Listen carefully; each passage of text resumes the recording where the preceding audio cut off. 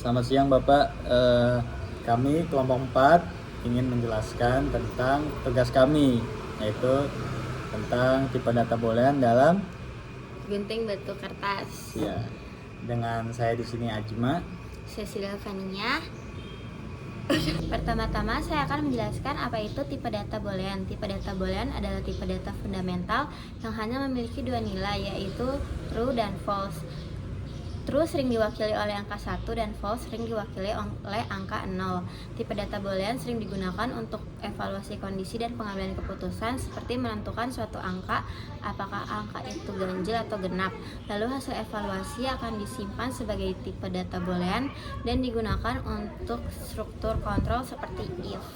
Lalu selanjutnya ada operator pada tipe data boolean. Yang pertama ada operator not yang fungsinya membalikan nilai. Jadi jika not true menjadi false dan sebaliknya.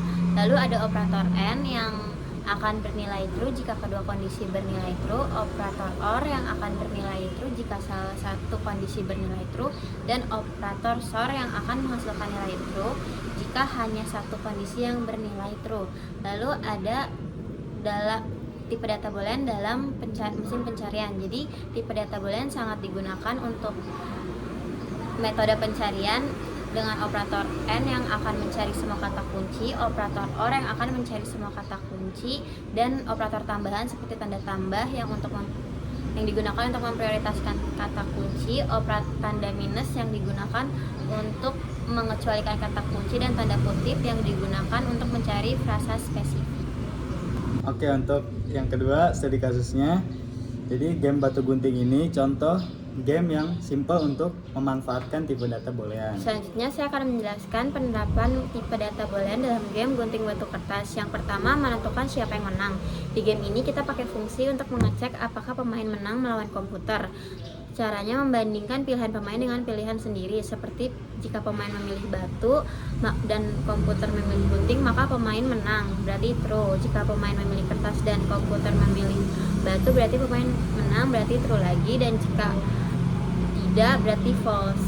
Lalu ada hasil ronde. Setelah kita melakukan permainan, komputer akan menghitung hasil ronde, siapa saja yang menang, kalah, atau seri. Jadi kalau pemain menang, skor pemain bertambah. Kalau pemain dan komputer sama-sama seri, berarti skor keduanya bertambah. Lalu jika komputer menang, skor komputer yang bertambah. Lalu ada menentukan pemenang akhir. Setelah semua ronde selesai, boolean juga digunakan untuk menentukan siapa pemenangnya. Seperti kalau skor pemain lebih besar, berarti pemain menang, dan kalau itu true, dan kalau skor komputer lebih besar berarti komputer menang, dan itu false berarti pemain kalah.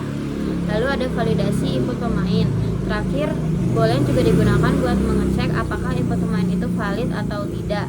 Misalnya pemain cuma boleh memilih angka 0, 1, dan 2, yaitu batu, gunting, dan kertas. Kalau angka yang dimasukkan salah, otomatis program bakal kesetel dengan default memilih batu. Lalu ada latar belakang kita membuat aplikasi ini. Jadi permainan logika seperti gunting batu kertas adalah sarana yang efektif untuk melatih keterampilan berpikir dan pengambilan keputusan. Selain menghibur, permainan ini juga mengajarkan konsep logika dasar dan probabilitas. Dalam dunia pemrograman, membuat permainan sederhana ini adalah latihan penting untuk memahami struktur kontrol, penggunaan boolean, dan modularitas kode.